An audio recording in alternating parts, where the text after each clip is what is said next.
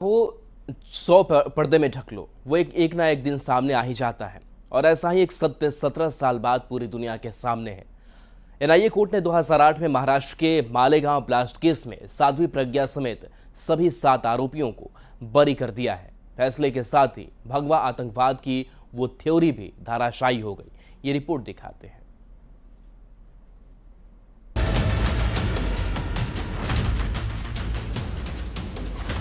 सत्रह साल तक की जांच, ब्लास्ट के गंभीर आरोप, कोर्ट में कई सुनवाइयां और अब कोर्ट से बरी।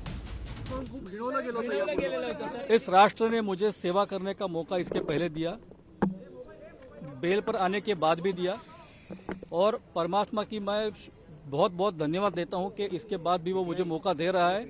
एक निर्दोष निकलने के बाद मैं चाहता हूं कि भगवान और मातृभूमि हर एक को ये मौका दे और देते रहते हैं। कमी हम में होती है कि हम उसका फायदा नहीं उठाते। ठीक है, तो देश का काम करो भाइयों। ठीक है, और कुछ नहीं है, देश के सिवा और कुछ नहीं है। ये अपना देश है, हमने काम करना चाहिए। जय हिंद। ये भगवा को आतंकवाद करने की साजिश थी। एक तरह से भगवा की जीत हुई है, भगवा की विजय हुई है। तो पूरा पॉलिटिकल केस है, ये पूरी केस पॉलिटिकल है। पूरा फ्रेम किया गया था, तो लंबा समय से लगा कि इतनी खिचड़ी हो गई थी केस में, इतने चार्जशीट में। ये फैसला है, न्याय नहीं है। ये न्याय नहीं है जब तक जो दोषी है इसके, जो इन्होंने केस को फ्रेम किया है, जब तक वो कन्फर्म नहीं आएंगे तब तक न्याय नहीं माना जाएगा। 2008 में हुए मालेगांव ब्लास्ट में साध्वी प्रज्ञा सिंह ठाकुर समेत सभी आरोपी इंसाफ मिलने की बात कह रहे हैं, क्योंकि बात न्याय की है, फैसले की है, आरोपों से बरी होने की है। मालेगांव ब्लास्ट मामले में भले ही सभी आरोपियों को बरी कर दिया गया है, लेकिन उस विस्फोट से देश की सियासत हिल गई थी, क्योंकि इस बम धमाके के बाद देश ने पहली बार भगवा आतंक का नाम सुना था। But saffron terror was quoted by Congress party. Saffron terror narrative, Mr. Gandhi, saffron terror narrative was given by Congress party. सच्चाई से भागते क्यों हैं आप? बोलिए, आप ही ने कहा था ना। तो आज जो कि Hindu terror is more deadly than Pakistani terror और लश्कर तैयबा, तो आप जवाब नहीं देंगे। बीजेपी की ओर से हम मांग करते हैं सोनिया गांधी, राहुल गांधी देश से माफी मांगे। BJP demands that Madam Sonia Gandhi ji and Rahul Gandhi please apologize to the nation. जिस तरह से आपने भगवा आतंक की बात की, और जो सारे आज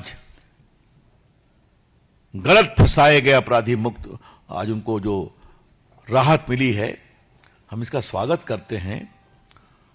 और क्या प्रोसिक्यूशन माफी मांगेगा?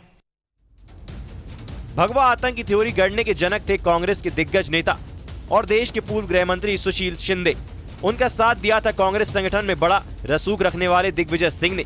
चाहे मालेगांव ब्लास्ट केस हो या मुंबई 26/11 हमला, भगवा आतंक का नाम लेकर हिंदुओं को बदनाम करने की कोशिश खूब हुई, लेकिन अब कोर्ट के फैसले के बाद सुर बदले हुए हैं। मैंने राष्ट्रीय स्वयंसेवक संघ पर कोई आरोप नहीं लगाया। उनका कहना बिल्कुल असत्य है और गुमराह करता है।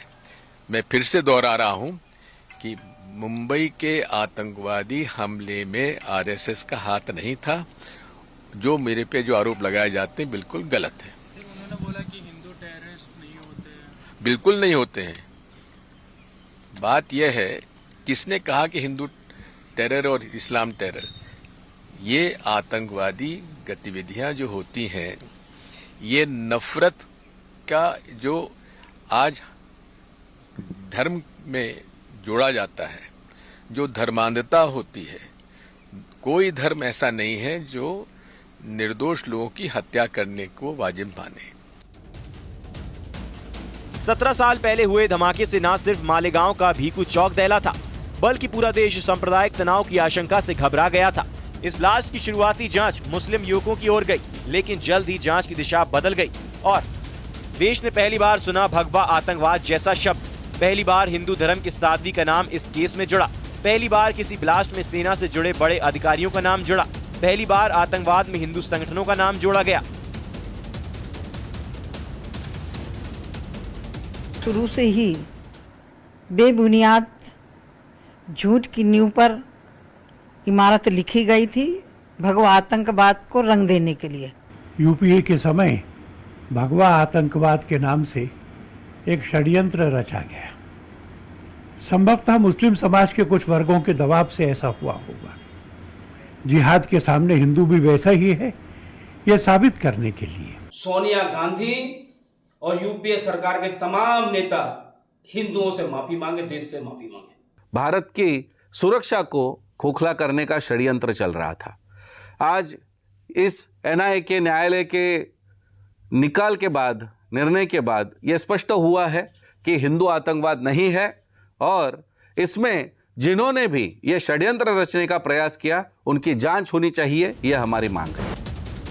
2008 में मालेगांव ब्लास्ट के बाद भगवा आतंकवाद के आरोपों पर उस समय सनसनी फैल गई थी। भगवा आतंकवाद पर सियासत होने लगी थी। हिंदू संगठनों पर गंभीर आरोप लगने लगे थे क्योंकि एक नए शब्द भगवा आतंकवाद का इजाद हुआ था। लेकिन अब कोर्ट ने सभी आरोपियों को बरी कर दिया है और कांग्रेस पर सवाल उठने लगे हैं कि क्या उसने वोट बैंक के लिए भगवा आतंकवाद जैसे शब्द का इस्तेमाल किया। हिंदू जो है वो टेररिस्ट नहीं होता है। इस देश में जितने टेररिस्ट हैं उनका जो है एक ही धर्म है, इसीलिए वो प्रूफ हो गया। इतने दिनों से कांग्रेस ने जो है पूरा सैफरन टेररिज्म, राज्य की सरकार, केंद्र की सरकार, यही सब घटिया काम करती रही। आज दूध का दूध पानी का पानी हो गया। न्याय नहीं है। इतने लोग मारे गए, ब्लास्ट हुआ, निर्दोष लोग मारे गए और जिन्होंने पकड़ा महाराष्ट्र एटीएस के वो जांबाज, वो खुद इस देश के लिए अपनी जान कुर्बान कर गए मुंबई अटैक के दौरान। ऐसे में भारतीय जनता पार्टी द्वारा उठाया गया एक भी सवाल उनकी शहादत पर प्रश्न चिन्ह है। लोग मारे गए हैं और भाजपा तो पहले दिन से उन्हें आरोपी नहीं। उस समय जब मालेगांव ब्लास्ट की जांच महाराष्ट्र एटीएस ने शुरू की, तब घटना वाली जगह से जो मोटरसाइकिल मिली उसके रजिस्ट्रेशन नंबर से यह पता चला कि साध्वी प्रज्ञा सिंह ठाकुर के नाम पर था। बस यहीं से इस मामले में नया मोड़ आया और जांच का रुख हिंदू संगठनों और अभिनव भारत जैसे ग्रुपों की ओर मुड़ गया, जिसके बाद कई सुनवाइयों और जांच के बाद कोर्ट ने सभी आरोपियों को बरी कर दिया। लेकिन सवाल अब भी उठाए जा रहे हैं। जजमेंट के ऊपर स्टे दिया है और ये कहा है कि जो जेल से निकल गए थे, जो एक्यूज 18 साल के बाद, उनको दोबारा अरेस्ट नहीं किया जाएगा। मैं केंद्र सरकार से और महाराष्ट्र सरकार से पूछना चाह रहा हूं कि आप ये अपील क्यों डाल रहे भाई, जब वो लोग लीगली इनोसेंट नहीं है बल्कि कंप्लीटली इनोसेंट हैं, राइट। दूसरा ये है कि हम बीजेपी से और केंद्र सरकार से पूछना चाह रहे हैं कि कल अगर मालेगांव ब्लास्ट में, और महाराष्ट्र सरकार से, मालेगांव ब्लास्ट में अगर कल वो भी रिजर्व फॉर जजमेंट है, मिसाल के तौर पर मान लिया जाए, जो नहीं होना चाहिए, अगर कोर्ट डिसाइड करेगा कि वो एक्यूज्ड एक्विट हो गए, तो अपील करेंगे आप? जो दोषी हो उनको सजा मिलनी चाहिए। आम जन भावना यही है देश की कि जो आरोपी हैं, जो देश जिन्होंने इतनी बड़ी घटना की है, उनको सजा मिलनी चाहिए। रिपोर्ट मेरी जानकारी में नहीं है, मैं डिटेल में रिपोर्ट नहीं पढ़ी है। अब कोई कुछ भी कहे, लेकिन साफ है कि ये फैसला कोई आम फैसला नहीं है, क्योंकि पूरे 17 साल तक एक खास दिशा में इस पर सियासत गर्म रही। भगवा आतंकवाद के नाम पर न जाने कितने चुनाव में आतंकवाद को धर्म से जोड़ा गया। लेकिन अब आरोपियों के बरी होने से देश की सियासत में एक नया मोड़ आया है, क्योंकि कोर्ट ने भी अपने फैसलों में कहा है कि आतंक का कोई धर्म नहीं होता। Bureau report, news 18।